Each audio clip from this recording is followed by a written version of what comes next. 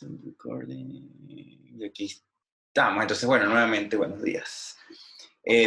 Bueno, vamos a seguir con el tema que empezamos a introducir, que es esfuerzos en vigas. Y es uno de los temas, entonces, como habíamos dicho en la clase pasada, el martes, más importantes que nosotros vamos a ver en el curso de isostática, ¿sí? Entonces, una de las primeras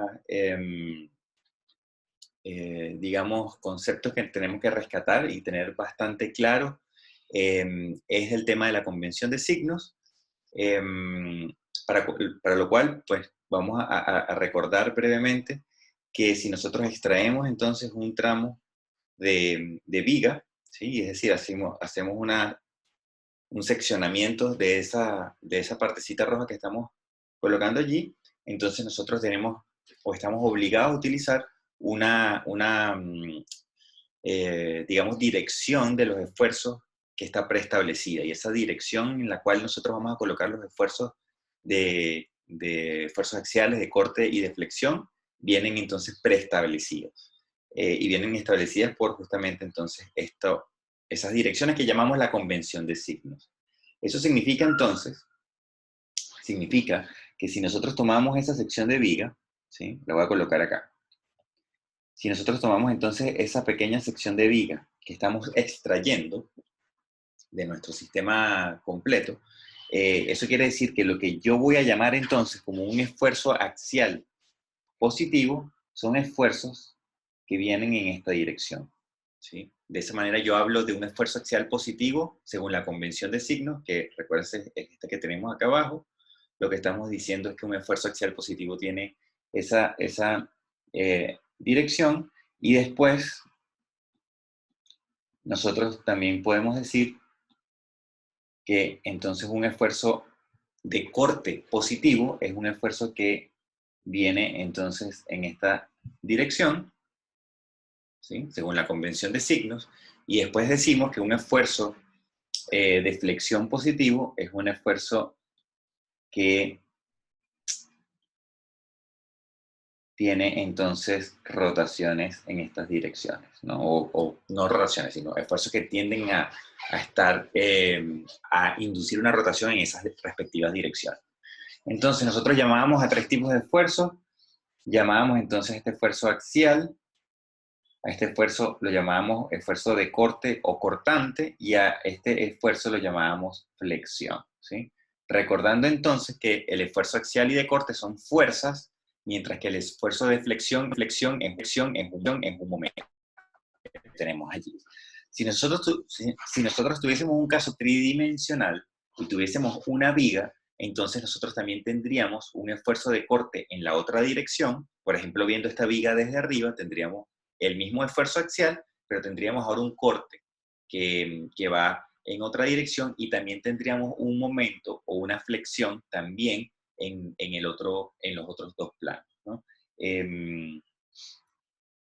Tal vez eso lo pudiéramos dibujar así muy para que quede la idea. ¿Sí? Si yo aquí tengo una viga tridimensional, y ahora yo entonces hago un seccionamiento en un plano, ¿sí? Estoy seccionando aquí esa partecita que está allí.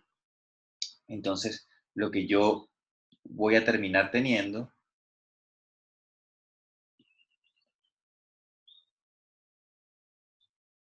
entonces es un esfuerzo axial, y vamos a dibujar aquí las direcciones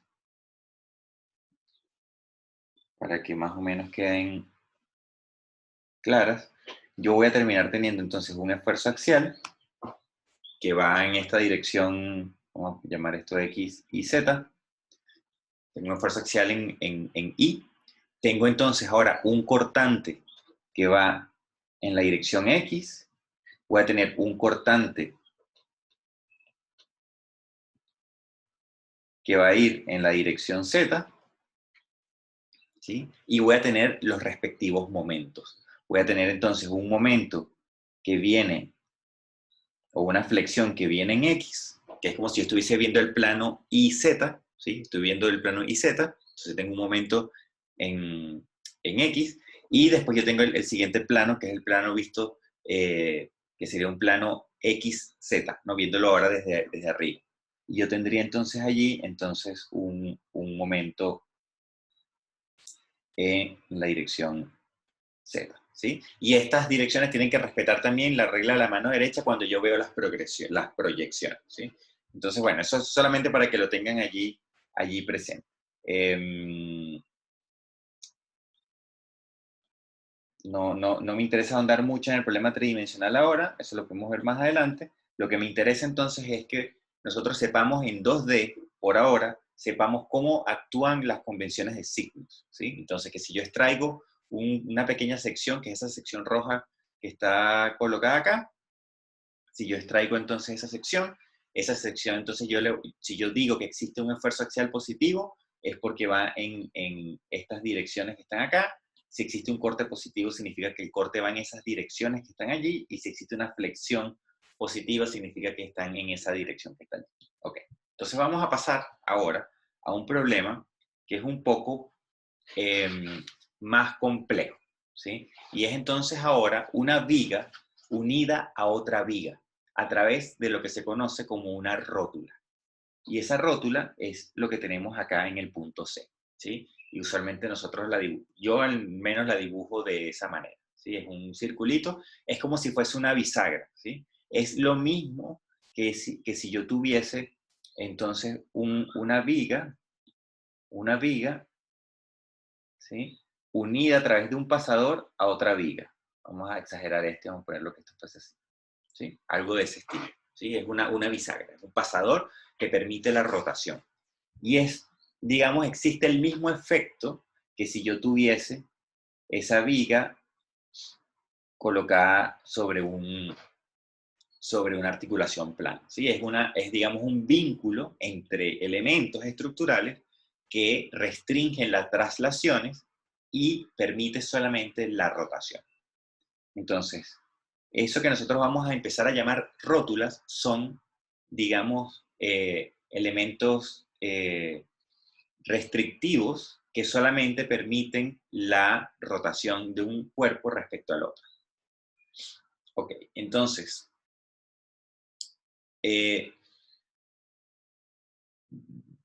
vamos a pensar si nosotros entonces podemos o no podemos resolver este problema, ¿sí? Entonces, nosotros siempre vamos a tener que trabajar,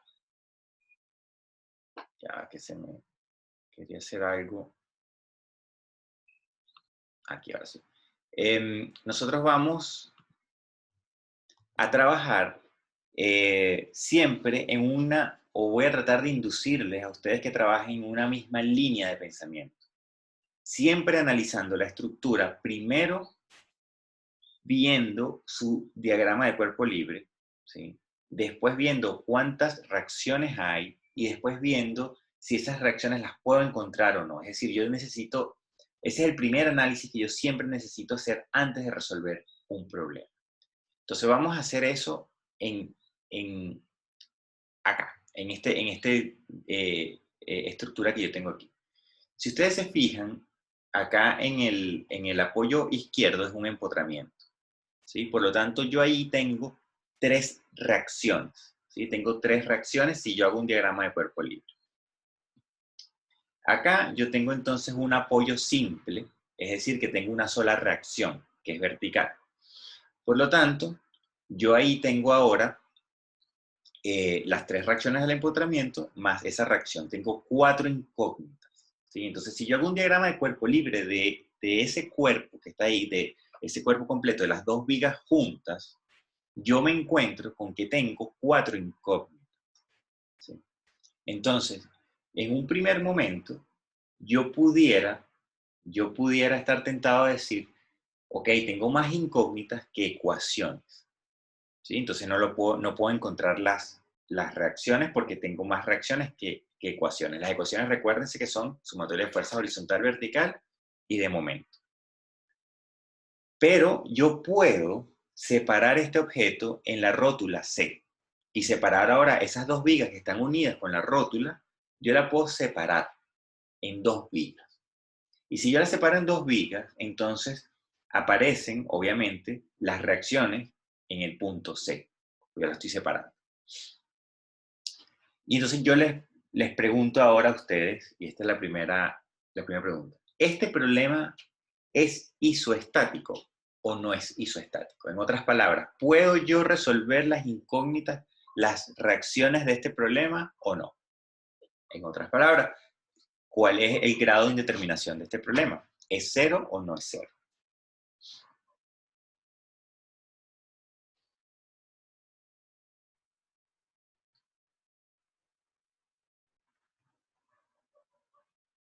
Ok, ya casi, no casi todos votaron, pero la mayoría, ahora sí.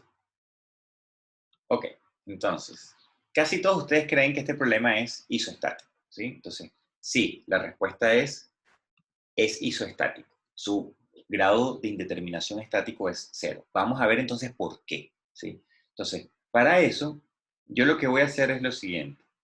Bueno, permítanme aquí traerme,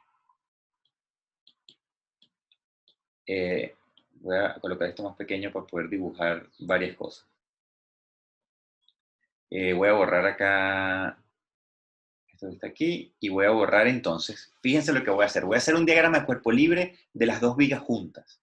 Entonces, ese diagrama de cuerpo libre significa que yo tengo que quitar las reacciones. Quito las reacciones y me aparecen aquí una incógnita, me aparece aquí otra incógnita y otra incógnita, ¿sí? Tres reacciones me aparecen ahí. Quito el otro vínculo, que es el del punto D, y aquí me aparece entonces otra incógnita, ¿sí? Ahí van cuatro incógnitas, pero de ese diagrama de cuerpo libre yo solamente tengo tres ecuaciones, sumatoria de fuerza horizontal, vertical y sumatoria de momento. Pero si yo hago el despiece de esas dos vigas a través del punto C, que es donde está vinculado una viga con respecto a la otra, es decir, si yo ahora agarro esta viga que está acá y la separo, vamos a ponerle el kilonewton ahí. Ajá. Si yo la separo, ¿sí? A través de la rótula C, significa entonces, y de hecho hasta pudiera yo borrar la rótula ahí, significa ahora que van a aparecer unas reacciones. Entonces, si yo me pongo a estudiar lo que le sucede a esta primera viga, esa primera viga, cuando se encuentra a la rótula, cuando se encuentra a la otra viga, ella cree que esa restricción es una articulación plana. Entonces, para ella, yo puedo decir que existen dos reacciones. Vamos a llamarlas a esto R1, R2, R3 y vamos a llamar a esto R4 y R5. Pero por acción y reacción, entonces, estas dos fuerzas en la otra viga tienen que ser también iguales, pero en sentido contrario. ¿Sí? Misma magnitud, pero sentido contrario. De tal manera que si yo uno nuevamente estas dos vigas, esas reacciones se cancelan y yo obtengo el diagrama de cuerpo libre original. ¿Sí? Eso es muy importante y acostúmbrense a pensar de esa manera. Para saber si ustedes están haciendo los diagramas de cuerpo libre correctos, lo que tienen que hacer es unir, si están haciendo despieces, vuelvan a unir y las reacciones que se cancelan internas, entonces eso debería constituir el problema original, ¿no? Debería formar el problema original. Entonces, en este caso, cuando ya yo tengo mi problema con todos los despieces, aquí es donde yo me tengo que preguntar si yo soy capaz de encontrar esas incógnitas o no. Una vez que yo tengo el problema, digamos, ya seccionado, ¿no? Desmembrado, no sé cómo llamar. Y de aquí nos damos cuenta que existen entonces, este es el momento 1, de aquí existen entonces 6 incógnitas. Tengo R1, R2, R3, R4, R5 y tengo MU, ¿sí? Por lo tanto, yo tengo 6 incógnitas. Como yo tengo 6 incógnitas, yo tengo que garantizar que tenga 6 ecuaciones. Entonces, ¿cómo veo si tengo 6 ecuaciones? Bueno, yo tengo dos objetos, tengo dos vigas. Y de cada viga yo puedo hacer sumatoria de fuerzas horizontal, vertical y sumatoria de momento. Por lo tanto, yo, de este primer diagrama de cuerpo libre, yo tengo 3 ecuaciones y de este segundo diagrama de cuerpo libre yo tengo también 3 ecuaciones. Entonces yo tengo ahora 6 ecuaciones, yo tengo 6 incógnitas, por lo tanto yo tengo aquí 6 ecuaciones, y yo puedo decir que el grado de indeterminación estático es 0, por lo tanto este problema es isoestático. Yo debería poder ver que este problema efectivamente es un problema isoestático. Ahora, lo único que yo tengo que chequear es si este problema es estable. Por lo tanto, yo tengo que ver si este problema en 2D las reacciones forman un sistema concurrente de fuerzas.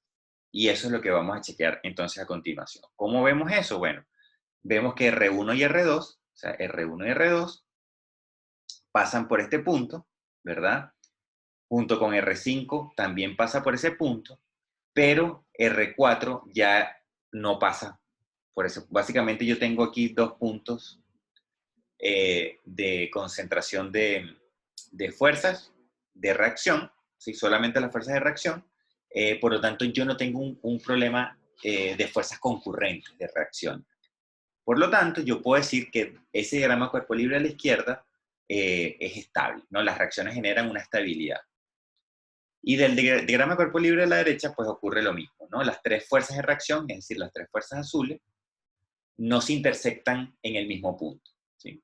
Entonces, ahí también nosotros podemos decir que existe un sistema que es estable. Y entonces, en general, yo puedo decir que este problema tiene 6 incógnitas, 6 ecuaciones, y como el problema es estable, es decir, no existe un sistema concurrente de fuerzas, de reacción nada más, entonces yo digo, lo puedo resolver. Y esto lo tengo que hacer antes de empezar a resolver el problema. Porque esto es lo que me va a decir a mí, más o menos, cuál es la dirección que yo tengo que tomar para resolver el problema y si lo puedo resolver o no. Entonces, para no llevarme sorpresas. Ok. ¿Qué Profe, vamos a hacer ahora? Ajá, hay una pregunta. Sí, perdón. es que... ¿alguien me hablando? ¿O fui yo? Ya no. Dame un segundito, por favor. Dame un segundito para ponerme los audífonos porque me doy cuenta que no puedo. Aló. Ya, es que en Ahora la sí. parte donde está, donde se separaron las vigas, ahí no va un momento también. Ajá, ok. No, no, un momento. Y esto es lo importante de entender cuál es la función de esta rótula que yo estoy colocando acá, ¿sí? Esa rótula que yo estoy colocando acá es como si yo tuviese un sistema articulado. Es como si una viga estuviese pegada a otra a través de un pasador que permite la rotación, ¿sí? Entonces, como yo separo, como la rotación está permitida, ¿sí? Para efectos de una viga, por ejemplo, acá voy a borrar aquí, para efectos, voy a borrar esto, para efectos de esta viga que está acá, ¿sí? El punto C, el punto C es lo mismo que esa viga terminara en una articulación, ¿sí? Entonces, así como esa articulación, cuando yo restringo una viga a través de una articulación plana, y yo hago las reacciones o trato de colocar las reacciones que aparecen son de traslación y no aparece un momento porque ese vínculo permite la rotación. Entonces, eso es lo mismo que ocurre cuando yo tengo ahora este vínculo que está acá, que es una rótula uniendo, o una bisagra, o una articulación uniendo las dos vigas, ¿sí? Por lo tanto, si yo hago la separación de mi sistema completo, justamente donde está esa rótula o esa articulación, aparecen solamente 2 reacciones, no aparece un momento. Ahora, si yo hago la separación no justo en el punto C, sino que hago la separación un poco antes o un poco después, es decir, la hago por acá, ahí sí, entonces en ese punto internamente aparecen las 2 reacciones de traslación, pero también aparece la reacción de flexión, aparece un momento. Pero si lo hago justo en la rótula, no, porque es como si yo tuviese un vínculo articulado, ¿no? Una articulación eh, plana. No sé si eso aclara un poco la pregunta. Sí, gracias. Ok, entonces vamos a ver aquí. Una vez que yo entonces tengo el diagrama de cuerpo libre de mi estructura ya piezas por separado. Una vez que yo sé la cantidad de incógnitas, sé la cantidad de ecuaciones que tengo disponibles y sé que no existe un sistema concurrente de fuerzas, y yo veo que mi problema efectivamente es isostático estable, yo digo, puedo resolver las reacciones. Y entonces, ¿cómo resuelvo yo las reacciones? Bueno, antes de empezar a calcular y volverme loco, yo tengo que empezar a ver cuál es la forma lógica de empezar a resolver las reacciones. Entonces, ¿qué es lo lógico acá? Yo le estoy echando el cuento de todo lo que está escrito después. Entonces esto está desarrollado más adelante. Pero quiero echarles el cuento sin tener que develar lo que está hecho, ¿no? Entonces, ¿cuál es la forma lógica de pensar el problema? Bueno, resulta que de diagrama de cuerpo libre de la izquierda yo tengo muchas incógnitas. Por lo tanto, yo pensaría que es más difícil encontrar esas reacciones. Pero del diagrama de cuerpo libre de la derecha, yo sé que tengo pocas incógnitas. Entonces, yo sé que tengo 3 ecuaciones disponibles. Tengo, en particular aquí, tengo 3 ecuaciones, 3 incógnitas. Entonces, yo digo, bueno, esas reacciones R3, R4 y R5 las puedo encontrar. Entonces, ¿qué empiezo haciendo? Bueno, yo lo que empiezo es haciendo sumatoria de fuerzas horizontales para poder encontrar R5. Eso es como lo más fácil. Entonces, con esto yo puedo encontrar R5. Ahora, ¿después qué hago? Bueno, hago sumatoria de momentos. Voy a hacer sumatoria de momentos, por ejemplo, en el punto C. Recuérdense que el punto C es este punto que está acá, ¿sí? Entonces, hago sumatoria de momentos en el punto C. Y con esa sumatoria, yo puedo encontrar entonces cuánto vale R3, ¿sí? Porque R4 y R5 al pasar por el punto C no generan momento. Y después yo puedo hacer sumatoria de fuerzas verticales. Y una vez que yo conozco entonces cuánto vale R3, yo puedo encontrar entonces R4, ¿sí? Entonces, esa es la ruta.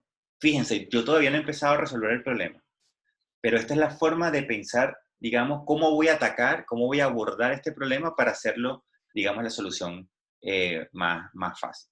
Una vez que yo encuentro entonces estas incógnitas que están acá, entonces yo me voy al otro diagrama de cuerpo libre, ahí de la izquierda, sabiendo que yo ya conozco R4 y sabiendo que yo ya conozco R5.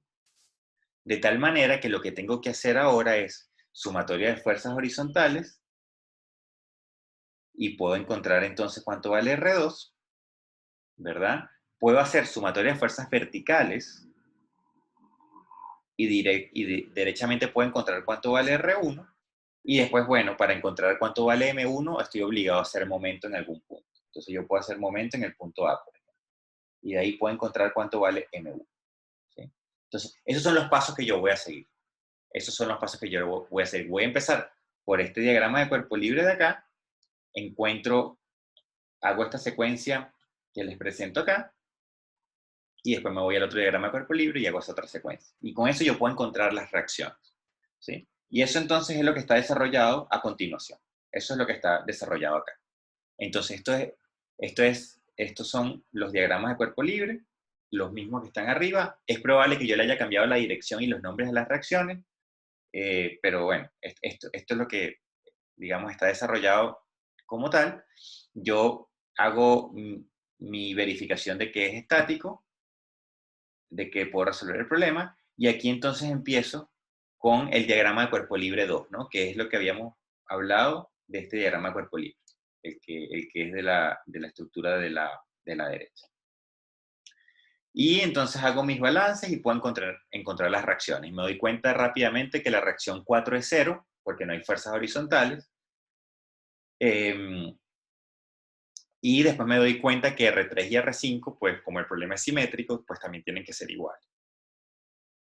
Por eso me da a mí, entonces, R3 y R5 me dan igual.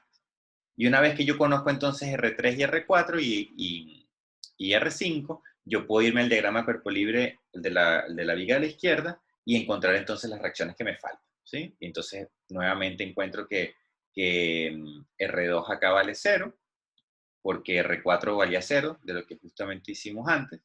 Y tenemos entonces finalmente este diagrama de cuerpo libre que está acá abajo, ¿no? Estoy hablando de esto que está aquí, ¿sí? Es nuestro diagrama de cuerpo libre con las reacciones ya calculadas, ¿sí? Entonces ahora, ¿verdad? Yo lo que tengo que hacer es encontrar los esfuerzos internos de este problema, ¿sí? Entonces, este problema que está acá, yo tengo que, para encontrar los esfuerzos internos, tengo ahora que separar cada una de estas vigas. Entonces yo tengo que ahora nuevamente seccionar esta viga por acá y seccionar el otro tramo de la viga en un punto genérico para poder encontrar los esfuerzos internos dentro de esa viga, ¿sí? Entonces, lo primero que uno siempre hace es calcular las reacciones y después nosotros entonces lo que hacemos es calcular los esfuerzos internos. Entonces, veamos los esfuerzos internos. Entonces, yo aquí, lo primero que voy a preguntarles a ustedes es, si yo en este diagrama de cuerpo libre, ¿sí? En el de esa viga, el del tramo izquierdo, si yo secciono la viga aquí en AB, ¿verdad? Y la separo para encontrar los esfuerzos internos, les pregunto, ¿tengo el mismo diagrama de cuerpo libre que si yo separara esa misma viga, pero ahora en este punto? Entonces, la pregunta es, si yo separo la viga ahí, entre A y B, o yo separo la viga entre B y C, ¿obtengo yo el mismo diagrama de cuerpo libre?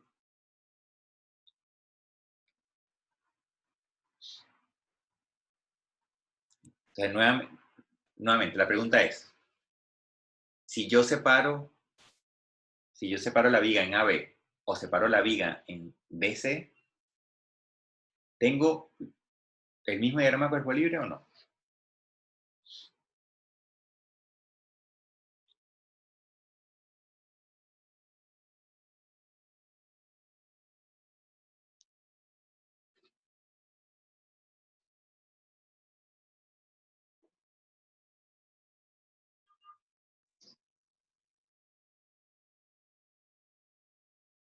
Ok, estamos. Vamos a compartir los resultados. Fíjense, casi mitad y mitad. ¿Sí? Entonces vamos a ver cuál es la respuesta de esto. Vamos a hacer esos dos diagramas de cuerpo libre. Entonces fíjense, eso está aquí abajo. Okay. Entonces, si yo separo la viga en un tramo AB, yo obtengo entonces este diagrama de cuerpo libre, ¿sí? Como yo estoy separando en un tramo genérico, entonces yo estoy separando esto en una distancia X arbitraria, pero esa distancia X está entre A y B, ¿sí? Esa distancia está entre A y B, ¿sí? Aparece un momento, una fuerza axial, un corte, y aparecen las reacciones, ¿no? La de 130 y la de 840, que es un momento. Pero ¿qué pasa si yo separo ahora acá? ¿Sí? Entonces, si yo separo ahí, el diagrama de cuerpo libre que a mí me queda, ¿sí? Y voy a respetar aquí los colores. Tengo esta fuerza de 130, tengo el momento de 840, ¿sí? Ahora aparece la fuerza de 50, ¿sí? Y después aparecen entonces los esfuerzos internos, que es el N, el Q y el M, respetando la convención de signos. Entonces resulta que no es el mismo diagrama de cuerpo libre. Entonces, si yo separo la viga acá, tengo este diagrama de cuerpo libre. Y si yo separo la viga acá, entonces yo obtengo este diagrama de cuerpo libre. Y esos dos diagramas de cuerpo libre no son iguales, porque un diagrama de cuerpo libre, el último, contiene esa fuerza de 50, mientras que el otro no la contiene. Entonces, no, como los diagramas de cuerpo libre son distintos, a mí me obliga el problema a hacer o a calcular los dos esfuerzos internos de las dos tramos. Es decir, yo tengo que calcular los esfuerzos internos para el tramo AB, porque dentro del tramo AB el diagrama de cuerpo libre es el mismo. Es decir, si este X es muy pequeño o es casi esta distancia que está acá, que si mal no recuerdo es 4 metros, ¿sí? El diagrama de cuerpo libre entre 0 y 4 metros no cambia. Lo que cambia es el X, pero asumiendo que el X es genérico, el diagrama de cuerpo libre no cambia. Es decir, las fuerzas no son distintas. Pueden ser distintas, pero me refiero, siempre van a tener, las reacciones azules son siempre las mismas, las fuerzas externas son las mismas, en este caso no hay, y están los esfuerzos internos. ¿Sí? Lo importante es que el diagrama de cuerpo libre no cambie en ese tramo. Mientras que acá, el diagrama de cuerpo libre, en cualquier punto entre B y C, el diagrama de cuerpo libre es este que está aquí, entre el tramo B y C. Si yo hago la sección entre B y C. ¿Sí? Ok. Entonces, cuando yo tengo cosas de este estilo, yo estoy obligado entonces ahora a encontrar los esfuerzos internos por tramos. Es decir, por el tramo AB, después por el tramo BC. Y entonces ahora pregunto, ¿qué pasa con la otra viga? ¿Qué pasa con esta viga que está acá? Si yo hago entonces un diagrama de cuerpo libre de esa sección, la pregunta que lanzo entonces ahora es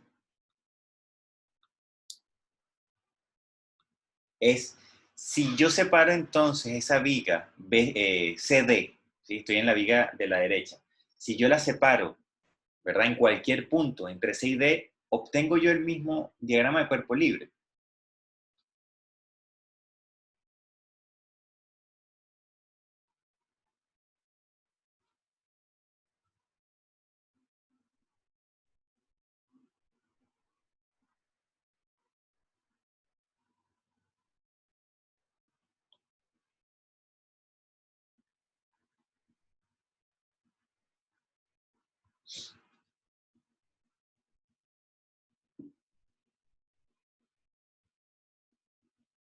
Ok, entonces compartimos el resultado también bien parejo. ¿Sí? Entonces, vamos a ver qué es lo que sucede. Vamos a ver qué pasa si yo corto por acá. ¿Sí? ¿Qué pasa si yo secciono la viga allí, en un punto muy temprano? ¿No? Entonces yo tengo acá mi primera, eh, mi primera sección, yo tengo los 80 que están acá, ¿sí? Y yo tengo ahora la fuerza externa, que es mi carga distribuida. Y tengo mis esfuerzos internos, axial, corte y flexión, respetando la convención de signos. Entonces, si yo ahora digo, bueno, no, yo quiero ahora encontrar mi sección acá. Entonces yo voy a dibujar mi diagrama de cuerpo libre de mi nuevo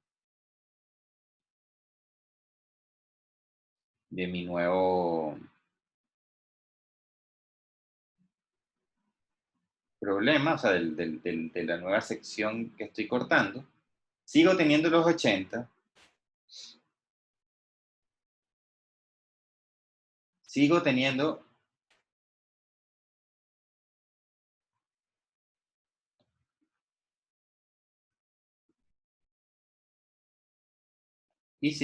los esfuerzos internos. Y resulta que estos dos diagramas de cuerpo libre, bueno, se ven iguales. ¿Sí? Entonces, en el caso que yo tenga fuerzas distribuidas, pues las fuerzas distribuidas, al tener entonces estas configuraciones de este estilo, donde yo me doy cuenta que independientemente de donde yo corte la viga, el diagrama de cuerpo libre que yo estoy teniendo es el mismo, ¿sí? Obviamente cambia la longitud de la viga, pero la fuerza externa, la distribución de fuerza, la posición de la fuerza está siendo respetada. Yo no necesito entonces, dentro de las fuerzas distribuidas, cambiar o hacer esto por tramos, ¿sí? Entonces, acá, cuando yo veo el problema como tal, el problema, digamos, completo, para calcular los esfuerzos internos, y voy a borrar esto, para calcular los esfuerzos internos, yo lo que voy a tener entonces es que partir la viga por acá para calcular los esfuerzos en el tramo AB. Después yo tengo que partir la viga por acá para calcular los esfuerzos en el tramo BC, y después yo solamente tengo que la viga a la derecha, partirla en algún momento, en algún punto, para encontrar cuánto vale los esfuerzos internos en todo el tramo CD. ¿Sí? Eso es lo que se va a hacer entonces a continuación. Entonces, los esfuerzos entre A y B, ¿sí? Entonces ahora estamos cortando aquí la viga en este tramo, ¿sí? Los esfuerzos en AB aparecen de esta manera, respetando entonces la convención de signos. Respetando la convención de signos. Y lo que vamos a hacer entonces acá es hacer sumatoria de fuerzas horizontales, sumatoria de fuerzas verticales y sumatoria de momentos para encontrar cuánto valen los esfuerzos internos. Eso es lo que se hace acá. Entonces, sumatoria de fuerzas horizontales, el esfuerzo axial es 0. La sumatoria de fuerzas verticales, me queda que 130 menos Q igual a 0. Y después me queda la sumatoria de momentos respecto al punto A en particular que lo hice acá, que me da a mí entonces esa ecuación que es una línea recta. ¿Sí? Entonces eso sería el momento, esos serían los esfuerzos internos que son válidos solamente en el tramo AB. ¿Sí? En el tramo BC, entonces yo tengo ahora que hacer la sección, tengo que partir ahora la viga en el tramo BC. Y entonces en el tramo BC me aparece entonces este diagrama de cuerpo libre, ¿sí? Recuérdense que ahora tenemos que colocar esa fuerza de 50, porque estoy cortando entre B y C. Aparecen los esfuerzos internos, ¿verdad? Que tengo que encontrar. Entonces ahora hago exactamente lo mismo, sumatoria de fuerzas horizontales, ¿verdad? N me da igual a 0. Después hago sumatoria de fuerzas verticales. Con la sumatoria de fuerzas verticales puedo encontrar cuánto vale Q. Y después hago sumatoria de momentos en algún punto. Yo escogí el punto A, pero puede ser en cualquier punto. Y de ahí yo puedo despejar cuánto vale el esfuerzo de flexión M. Y obtengo entonces esas tres esfuerzos internos para el tramo BC. Entonces fíjense, yo ahora tengo esfuerzos internos que son válidos en el tramo AB y tengo esfuerzos internos que son válidos en el tramo BC. ¿Sí? Y ahora nos queda encontrar cuánto valen los esfuerzos en la viga de la derecha, ¿sí? En la viga que tenemos ahora acá. Sí, me parece que había una pregunta, ¿no? Sí, yo quería preguntar algo. Uh-huh. ¿Se puede volver un poquito al último cálculo entre B y C? Acá. Que ahí nuestro X ahora pasa a ser desde A hasta el punto, o de hasta el Sí. punto igual lo conocemos y el X pasa a ser desde B hasta el como corte. Ok, lo eliges tú, ¿sí? En este caso, fíjate, yo estoy respetando el origen en el mismo lugar, es decir, y esa pregunta es bien importante, ¿sí? Entonces, si yo corto acá, yo estoy llamando a X esta distancia. Yo llamo a esto X, ¿sí? Cuando yo corto en el tramo BC, yo lo que estoy diciendo es que ese X va a ser el mismo, ¿sí? Va a partir desde el punto A. La única diferencia es que las ecuaciones que yo estoy encontrando, es decir, las ecuaciones de N, de Q y M, de los esfuerzos internos, van a ser válidos, ¿sí? En el primer caso van a ser válidos para un X menor que 4 y mayor que 0, y para el otro caso van a ser entonces válidos para un X mayor o igual que 4. En verdad este mayor o igual no es mayor o igual, eso lo vamos a ver en la próxima clase. Entonces un mayor que nada más, mayor. Y 8. ¿Sí? De hecho, vamos a excluir, por ahora vamos a excluir los extremos. ¿Sí? Y lo que vamos a tener es una ecuación de esfuerzo interno que es válida en este tramo y otra ecuación de esfuerzo que es válida en este tramo. Pero el X está referenciado al mismo punto. Ahora, eso lo elijo yo. ¿Sí? Eso lo elijo yo. Yo también pudiera decir que quiero trabajar con una coordenada X que para el tramo AB parte aquí, ¿sí? Cuando secciono esto en este punto, yo digo entonces que esto es X, ¿sí? Pero yo también pudiera decir que cuando secciono entonces ahora en el tramo BC, yo también pudiera llamar a X como esta distancia, ¿sí? También lo puedo hacer, ¿sí? La única diferencia es que tengo que tener aquí entonces claro que el X en ese último caso que yo dije sería entonces esto que está acá, ¿sí? Sería ese tramito desde donde está la fuerza de 50 hasta donde yo realizo el corte, ¿sí? O sea, la coordenada X genérica tú la pones donde tú quieras. Lo importante es que tú te recuerdes cuál es el sistema que estás utilizando para hacer ese corte, ¿sí? Pero lo defines tú. En este caso, como yo lo hice, estoy diciendo que la coordenada X parte siempre en A. Parte siempre en A. Ok. Vamos entonces ahora para el siguiente caso. El siguiente caso es, en la viga a la derecha, yo tengo que encontrar los esfuerzos internos haciendo un seccionamiento en cualquier lugar entre C y D.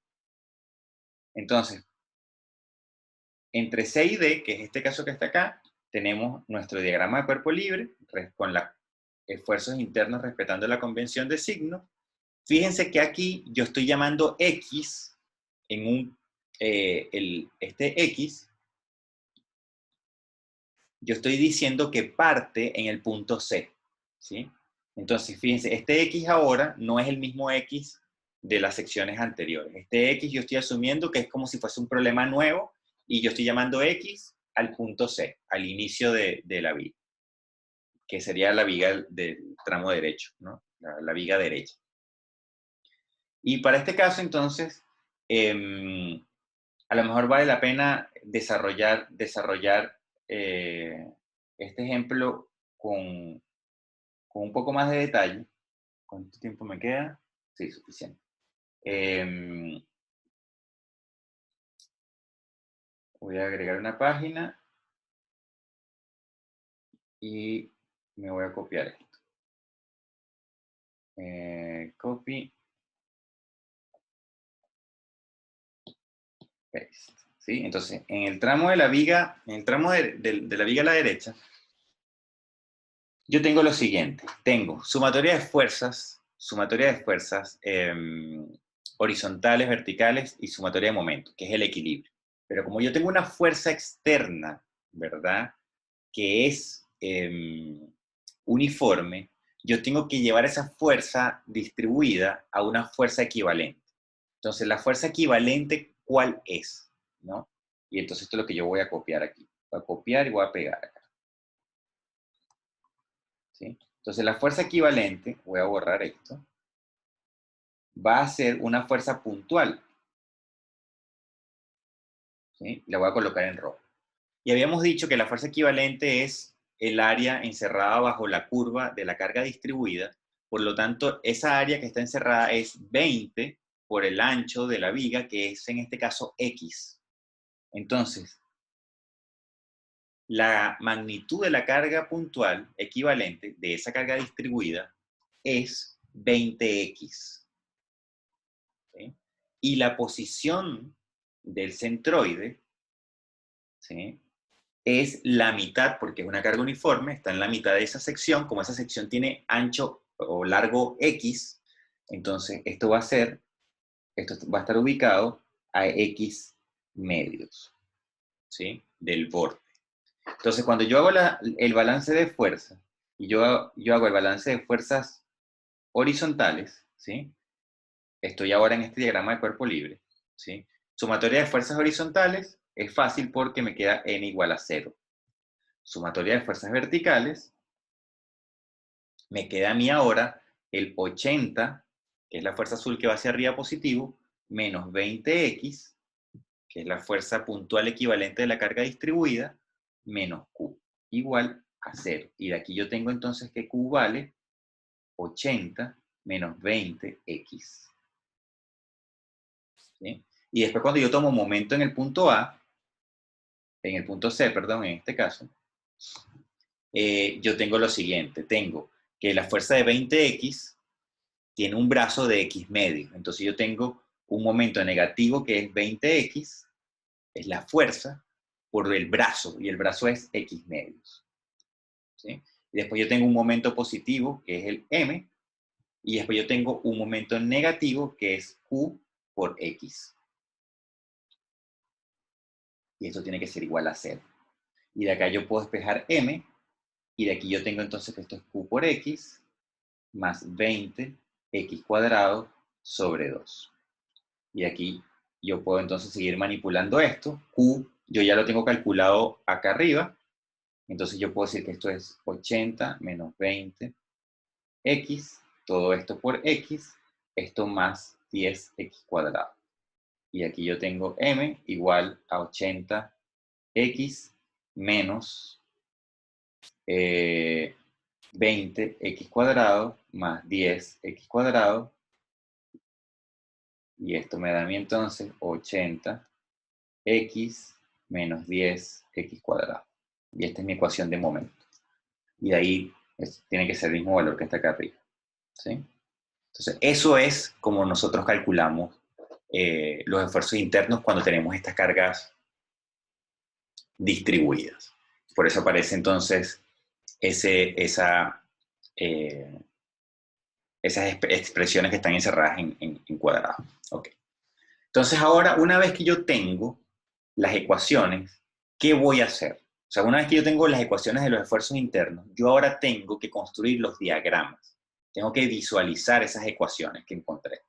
Entonces, estas ecuaciones, ¿sí?, que están acá, y las ecuaciones que yo encontré en los tramos anteriores, ¿sí?, y para el tramo AB, yo ahora me las traigo y las coloco acá, ¿sí? Entonces, estas ecuaciones que están aquí es para las ecuaciones del tramo AB, estas ecuaciones son para el tramo BC, y estas ecuaciones son las ecuaciones del tramo CD, ¿sí?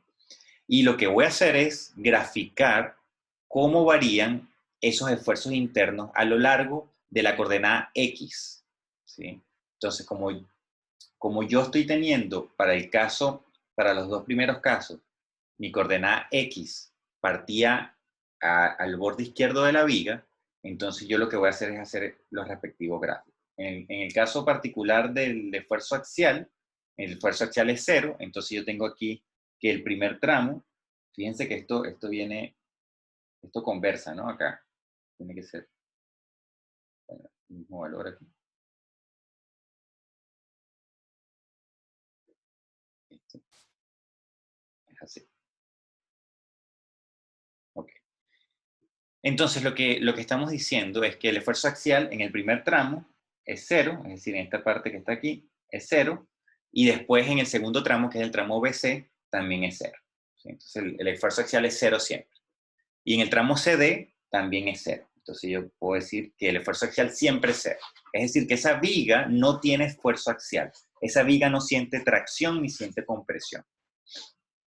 Ahora, veamos qué pasa con el corte. Entonces, en el corte, lo que tenemos para el tramo AB es que el corte es 130 y es constante. Entonces, esto es constante, 130, ¿no? Este tramo de aquí. En el tramo BC es constante y vale 80. Entonces, yo tengo por eso ese 80 ahí. Y después en el tramo CD, yo tengo que es una línea recta, ¿verdad?, de pendiente negativa, y que para un X0 vale 80, vale positivo. Es decir, el valor del corte cuando X vale 0 es 80 positivo. Entonces, por eso yo tengo aquí este 80 como positivo. Y si ahora ese X yo lo evalúo en el extremo D, que tiene 8 metros de longitud, entonces yo me doy cuenta que eso me da a mí ese corte evaluado en ese extremo, me da a mí menos 80. ¿Sí? Es cuestión de evaluar esa ecuación del corte, ¿no? En un X igual a 8. 8 porque es la longitud de la viga. Y me doy cuenta entonces que esta es la gráfica de esta ecuación, ¿no?, que tenemos aquí. Y ahora entonces vamos por la flexión. Entonces yo tengo una flexión en el tramo AB, que es una línea recta, ¿verdad? Es esta flexión que está ahí, es una línea recta, pendiente positiva, una pendiente de 130, que cuando X es igual a 0, la flexión vale menos 840. Entonces yo por eso tengo aquí menos 840, ¿sí?, graficado. Después yo tengo que evaluar cuánto vale la flexión justamente en el punto B. Entonces yo tengo que evaluar cuánto vale esa flexión cuando x igual a 4. Es igual a 4 porque esta distancia que está aquí son 4 metros. Entonces yo me doy cuenta que la flexión vale, en ese caso, 320. ¿Sí? Es simplemente evaluar esta ecuación en un x igual a 4 metros. ¿Y después qué tengo que hacer yo? Bueno, tengo que irme al siguiente tramo. Entonces el siguiente tramo, ¿verdad? Tengo la ecuación de la flexión. La flexión en este caso también es una línea recta, también tiene pendiente positiva, pero yo ahora tengo que evaluar x igual a 4, ¿sí? Y recuerden, esto es importante, x igual a 4, porque yo tomé como referencia del x, el x partía en el punto aquí, partía acá. Entonces yo tomé, cuando hice el corte en la sección BC, yo tomé como referencia el x partiendo en el punto A. Yo lo pude haber hecho partiendo en el punto B, ¿sí? Pero entonces yo tengo que la ecuación que yo haya obtenido aquí, tengo que evaluarla en límites distintos. Yo tengo que siempre ser fiel a la referencia que yo utilicé para hacer el diagrama de cuerpo libre y calcular los esfuerzos internos. Entonces eso lo tengo que tener presente. Y simplemente entonces esta ecuación de momento la tengo que evaluar en un x igual a 4 y en un x igual a 8 para poder ver los dos extremos. Y tendría entonces este punto y este punto. Y me doy cuenta que en un x igual a 8 me da que la flexión es 0. ¿Sí? Entonces eso indica que al final de esa viga, de la viga AC, perdón, yo tengo flexión 0. Y después lo que tengo que hacer es graficar ahora pues la flexión para el tramo CD. Entonces yo me doy cuenta que esto es una parábola, ¿verdad? Estoy en esta ecuación. Es una parábola con x igual a 0, vale 0, que sería este punto inicial de aquí, o sea, este punto de acá. Y después yo tendría que evaluar x igual a 8. X igual a 8, hacen esa cuenta y les da que también va a ser 0, ¿no? Y por eso esto llega acá, ¿sí? Y es una parábola que es mirando hacia abajo porque tiene el término cuadrático negativo. Entonces yo sé que esta parábola va mirando hacia abajo, ¿sí? Y como no tiene término, digamos, independiente, o sea, tiene solamente términos que acompañan a x y a x cuadrado, yo sé entonces que esta parábola está corrida hacia hacia la derecha, y yo puedo, bueno, graficándola, darme cuenta que tiene esa simetría respecto al punto central de la viga. Ahora, ¿qué es interesante acá? Lo interesante es que mi problema original me dice a mí que yo no tengo dos vigas separadas, sino que tengo dos vigas juntas. Entonces yo puedo entender este problema como si fuesen las dos vigas juntas. Y si yo tengo eso, entonces lo que tendría que hacer es tomar esta viga y unirla acá, ¿sí? Y lo mismo tendría que hacer entonces con los diagramas. Entonces cuando yo uno esas dos vigas, lo que tengo es simplemente los dos diagramas unidos, de frente, derechamente, ¿sí? Y entonces, ¿qué es lo que empieza a llamar aquí la atención? Lo que empieza a llamar la atención es lo siguiente, es que yo tengo, en la unión entre las dos vigas, yo tengo una rótula. Y lo que decíamos es que la rótula no tiene, como es una articulación, no puede tener una flexión interna. Por lo tanto, yo esperaría, tal como lo estoy viendo en el diagrama de esfuerzos de flexión, que la flexión en la rótula es 0. ¿Sí? Es 0, no puede haber porque es una rótula, ¿no? Permite la rotación, y como permite la rotación, no puede haber, la viga en ese punto no puede tener una flexión interna distinta de 0. ¿Sí? Justamente porque existe físicamente allí un vínculo que permite la rotación. Pero fíjense que hay algo más interesante acá. ¿Sí? Hay algo mucho más interesante acá, que a lo mejor lo podemos ver en las ecuaciones que están acá arriba. ¿Sí? Vamos a poner esto un poquito más claro. Fíjense algo, fíjense que existe una relación entre la flexión y el corte. Existe una relación entre la flexión y el corte. Y existe una relación entre la flexión y el corte. Y esa relación es que si yo derivo la flexión, obtengo el corte. Si yo derivo esta ecuación que está acá, aparece 130 nada más, que es justamente el valor del corte. ¿Sí? Si yo derivo con respecto a x esta ecuación, aparece, me da 80, por lo tanto, me da el mismo valor del corte.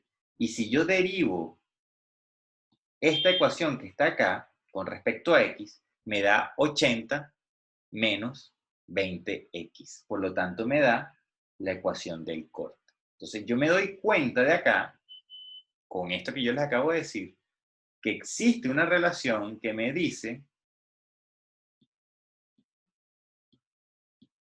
que la derivada de la flexión respecto a x me da a mí el corte. ¿Sí? Esto va a ser muy importante y esto lo vamos a demostrar la clase que viene, de que esto realmente es así. Ahora, existe una relación siguiente también, y es, ¿qué pasa si yo derivo el corte? Si yo derivo el corte, acá, me da 0. Si yo derivo el corte, me da 0, estoy derivando una constante. Si yo derivo esto, me da menos 20. Entonces veamos qué es 0, 0 y menos 20 en mi problema. Resulta que 0 es la carga distribuida que yo tengo acá, 0 es la carga distribuida que yo tengo en el tramo BC, y menos 20 es la carga distribuida que yo tengo en el tramo CD. Entonces resulta, y el menos es que va hacia abajo la carga distribuida, resulta que la derivada entonces de la flexión me da el corte, y la derivada del corte me da a mí la fuerza distribuida que hay en mi problema. ¿Sí? Y esto también va a ser muy importante para poder nosotros resolver los problemas que vienen. Ahora, también hay algo que nos llama a nosotros la atención, ¿no? No solamente esa relación de derivadas, sino hay algo adicional que también nos llama aquí la atención. Fíjense, en general, los diagramas de cuerpo libre, los diagramas de esfuerzo, ¿sí? Me dicen a mí cuál es el esfuerzo que hay para un punto, para una coordenada X. Entonces, si yo tengo mi problema, que es este que está acá, y mi coordenada X, ¿verdad? Parte justo donde parte la viga, ¿verdad? Eso quiere decir que si yo me pregunto cuánto vale el esfuerzo para un x igual a 0, yo estoy preguntándome cuál es el esfuerzo interno que siente la viga justo donde la viga se termina. Pero si yo me pregunto, digamos abstractamente desde la matemática, cuánto vale el esfuerzo una vez que yo salgo del elemento, salgo de la estructura, pues ese esfuerzo es 0. ¿Sí? Entonces, eso me dice a mí que los esfuerzos son 0, ¿verdad? Fuera de la estructura, obviamente, y cuando yo empiezo en la estructura, ese esfuerzo empieza a tomar un valor. Por lo tanto, el punto inicial del esfuerzo tiene que ser 0. Es decir, en estos diagramas de esfuerzo, los esfuerzos límites, es decir, cuando la estructura recién empieza y cuando recién termina, esos esfuerzos límites están obligados a ser 0.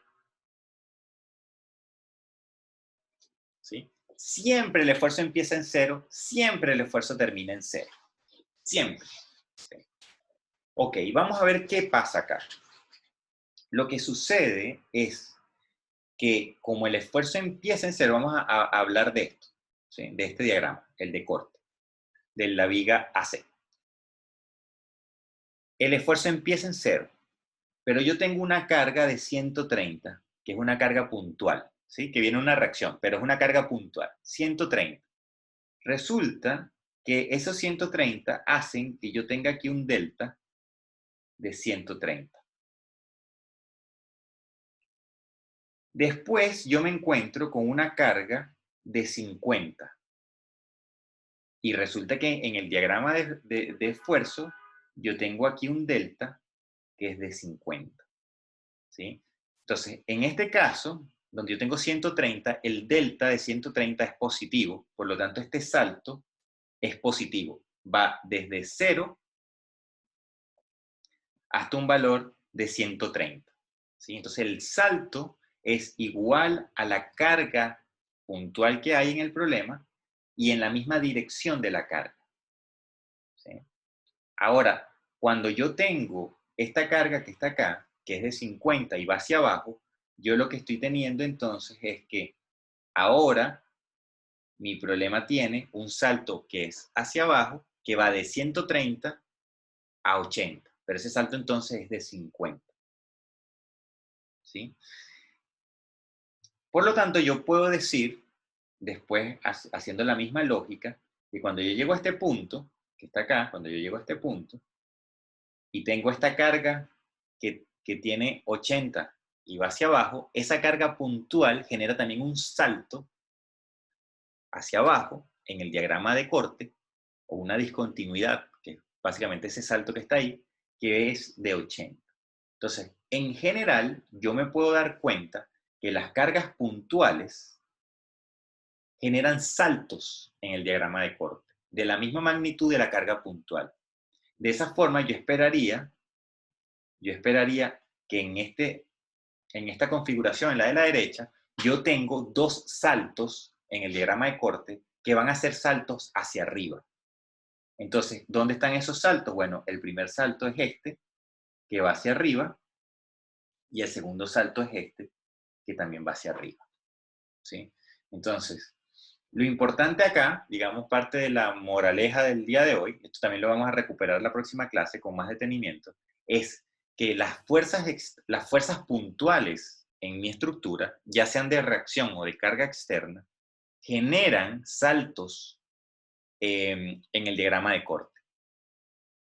Y que los momentos puntuales, ya sean de reacciones o momentos externos puntuales, por ejemplo, este 840 que está aquí, también van a generar saltos, pero en el diagrama de flexión, ¿sí? Que es este salto que tenemos acá.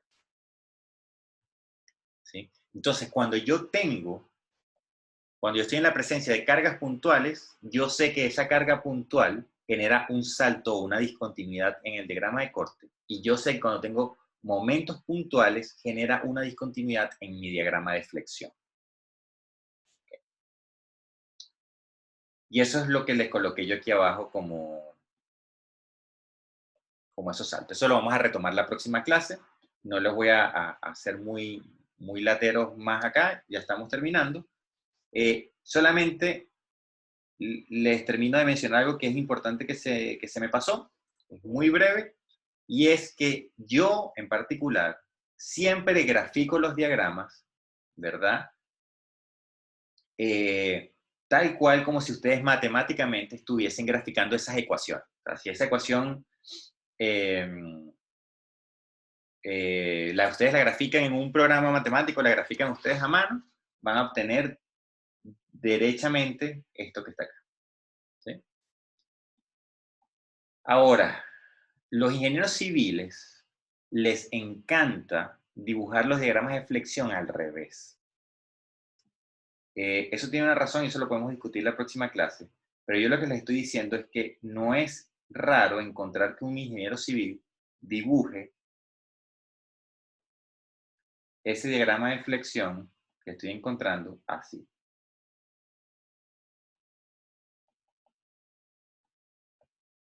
Esto es M y esto es X. Entonces, por favor, atentos. Es lo mismo, solamente que le di vuelta al sistema de referencia. ¿Sí?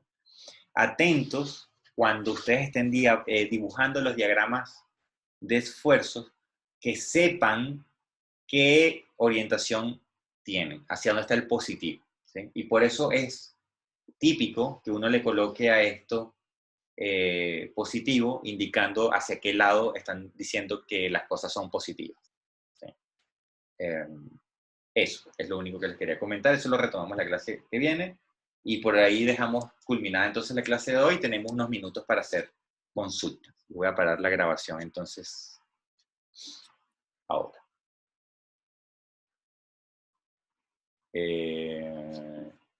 No paré la